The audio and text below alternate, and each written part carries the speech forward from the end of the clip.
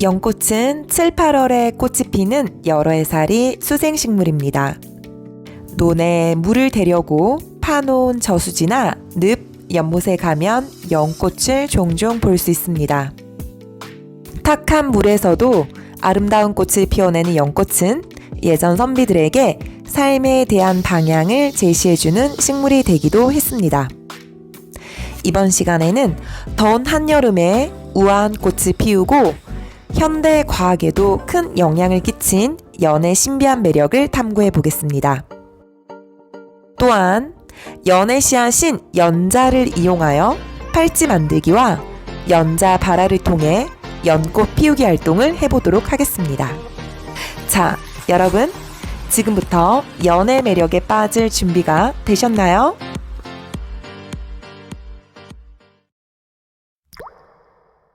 첫 번째 매력, 물에 젖지 않는 우아한 연잎. 연은 다른 식물에 비해 유난히 큰 잎을 가지고 있는데요. 이 연잎에 물을 떨어뜨리면 어떻게 되는지 한번 살펴볼까요? 신기하게도 연잎에 물이 젖지 않고 물방울이 동글동글 굴러다니는 모습을 관찰할 수 있어요. 연잎 위에서 물방울은 동그란 공 모양을 유지하며 굴러다니거나 미끄러져 내립니다. 이 과정에서 연잎 표면의 먼지까지 물방울과 함께 떨어져 내려 연잎은 언제나 깨끗한 상태를 유지한답니다. 연잎이 물에 젖지 않는 이러한 신비로운 현상을 연잎 효과라고 부르는데요. 그럼 연잎 효과는 왜 생기는 걸까요? 전자현미경으로 연잎을 확대해서 보면 연잎 표면에는 10에서 20 마이크로미터 크기의 미세한 돌기들이 연잎 표면을 촘촘하게 덮고 있는 것을 볼 수 있어요. 그런데 이 돌기를 더 확대해서 보면 100 나노미터 크기의 초미세 돌기들로 이루어져 있는 것을 또 볼 수 있습니다. 연잎은 이중 미세 돌기로 표면이 촘촘하게 덮여 있으며 이 돌기들 표면에는 왁스 성분이 코팅되어 있다고 합니다. 연잎 표면의 이중 미세 돌기는 물이 연잎에 닿는 면적을 최대한 작게 만들려고 하기 때문에 물이 퍼지지 않고 둥근 물방울 형태를 유지하게 됩니다. 또한 이 돌기들이 물이 싫어하는 왁스 성분을 가지고 있기 때문에 물방울이 입속으로 스며들지 못하고 쉽게 아래로 굴러 떨어지게 되는 것이지요.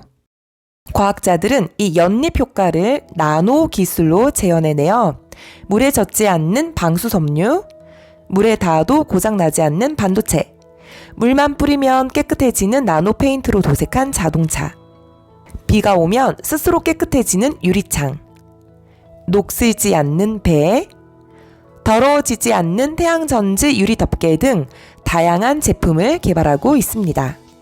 두 번째 매력, 아름다운 연꽃과 천년의 생명력을 가진 연자. 7, 8월 한여름에 물 위에서 피는 연꽃은 낮에는 꽃잎이 벌어지고 밤이면 꽃잎을 닫습니다. 수술의 꽃가루가 암술머리에 닿는 것을 꽃가루 바지, 즉 수분이라고 하는데요. 보통 벌, 풍뎅이, 무당벌레와 같은 곤충이 도와줍니다. 물뿌리기 꼭지처럼 생긴 암술은 보통 한 꽃에 10개에서 20개 정도 있고요. 골프채 모양처럼 생긴 수술은 한 꽃에 300개에서 400개 정도가 있습니다. 꽃가루 바지가 끝나면 연꽃잎이 떨어지고 드디어 씨가 맺히게 됩니다. 연씨가 들어있는 씨방을 연자방 또는 연방이라고 부르고요. 보통 한 개의 연방에서 10개에서 15개 정도의 연씨앗을 수확할 수 있습니다. 연씨앗을 보통 연자라고 부르는데요. 연자는 가을이 되면 까맣게 익어갑니다. 연씨앗, 연자를 자세히 관찰해 볼까요? 초록색 어린 연씨앗을 연방에서 한번 분리해 볼까요? 아직 말랑말랑한 초록색 연자가 12개 정도 나왔네요. 연자의 가장 바깥쪽을 감싸고 있는 껍질을 벗겨볼게요. 이것은 비, 바람, 충격으로부터 씨앗을 보호하는 씨껍질이에요. 껍질을 벗겼더니 연노란색의 연자육이 나왔습니다. 연자육은 연씨앗의 배젖에 해당하는 부분으로 배가 싹 터서 자랄 때까지 사용할 수 있는 영양분이에요. 연자육을 반으로 가르면 연심이라고 부르는 초록색 부분인 배를 볼 수 있어요. 배는 장차 잎, 줄기, 뿌리가 될 부분으로 씨앗에서 가장 중요한 부분이라고 할 수 있습니다. 연자육에는 다양한 영양 성분이 들어있어서 식용, 약용으로 많이 사용되고 있습니다. 연자육, 그 맛은 어떨까요?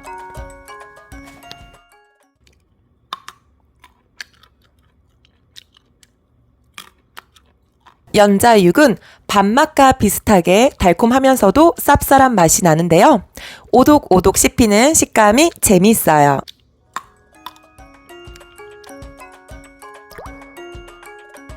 연꽃 씨앗의 단단한 껍질은 벗겨서 말리면 자연 그대로의 천연 구슬이 되는데요. 자, 이 연 씨앗을 이용해서 예쁜 연자 팔찌를 만들어 보도록 하겠습니다. 자, 지금 만든 이런 완성품이 있어요.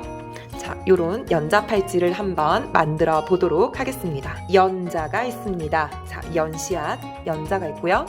네, 알록달록한 아크릴 구슬이 있습니다. 자외선을 비추면 색깔이 바뀌는 자외선 비즈가 있습니다. 나무 모양 비즈가 있습니다. 그리고 팔찌를 만들 수 있는 탄성이 좋은 우레탄 줄이 있습니다. 자, 그러면 팔찌를 지금부터 만들어 볼까요? 자, 이 정도에서 자신의 손목에 한번 이렇게 가늠해 보시고요. 자, 모양 비즈는 마지막에 내가 원하는 모양 비즈를 넣고 우레탄 줄을 3번에서 4번 정도 매듭 지어주세요. 매듭 나머지 부분은 가위로 잘라주시는데 이때 너무 바짝 자르면 안 돼요. 짠! 드디어 나만의 예쁜 연자 팔찌 완성!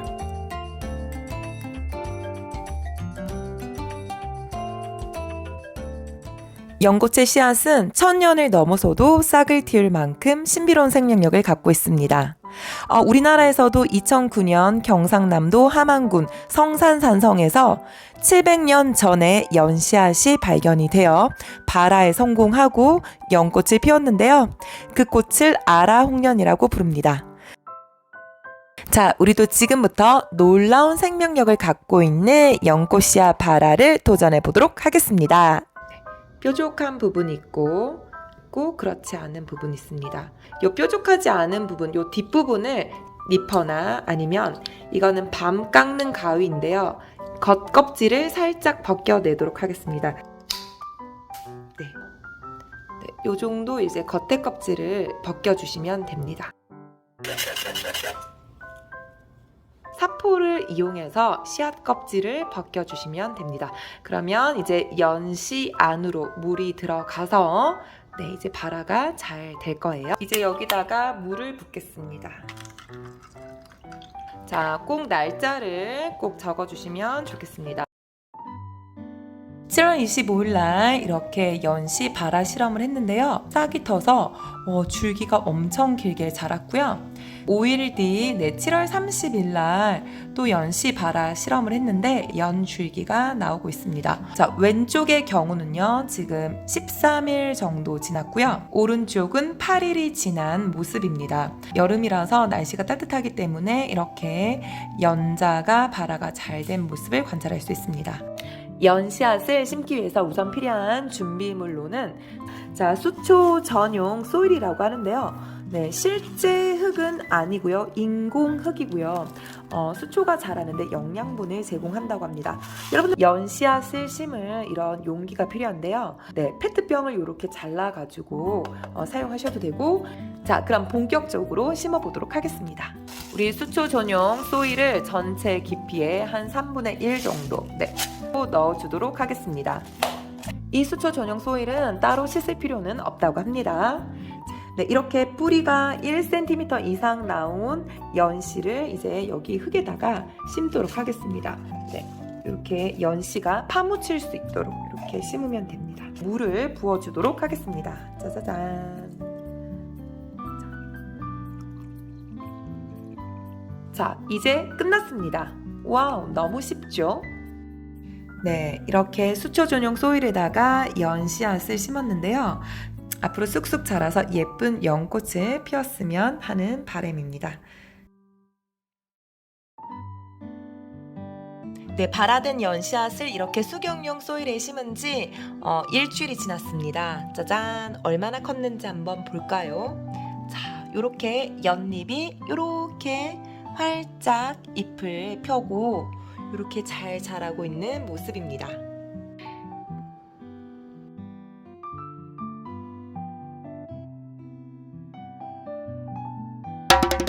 세 번째 매력, 구멍송송 연줄기의 비밀. 연줄기를 잘라보면 보통 8개에서 11개 정도의 구멍을 관찰할 수 있습니다. 이 구멍은 뿌리 줄기인 연근까지 이어져 있으며 그 구멍의 개수가 일치한다고 합니다.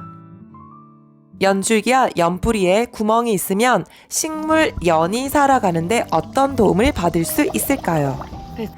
넓게 잎을 펴고 광합성을 하는 연은 여러 잎맥이 모이는 배꼽 한가운데 숨구멍과 줄기의 공기 통로를 통해 땅속 뿌리 줄기까지 공기를 배달하게 됩니다. 광합성으로 만들어진 산소들이 연줄기의 공기 구멍을 통해 뿌리와 토양으로 이동하기 때문에 연은 수질 정화에도 아주 효과적인 식물이죠. 물밑의 진흙 속에 가로 놓여 있는 연근에게 소중한 공기를 배달해주는 통로인 연줄기의 구멍으로 재미있는 놀이를 해볼까요? 첫 번째 놀이, 연줄기로 물속에 공기 불어넣기. 두 번째 놀이, 연줄기로 비누방울 불기.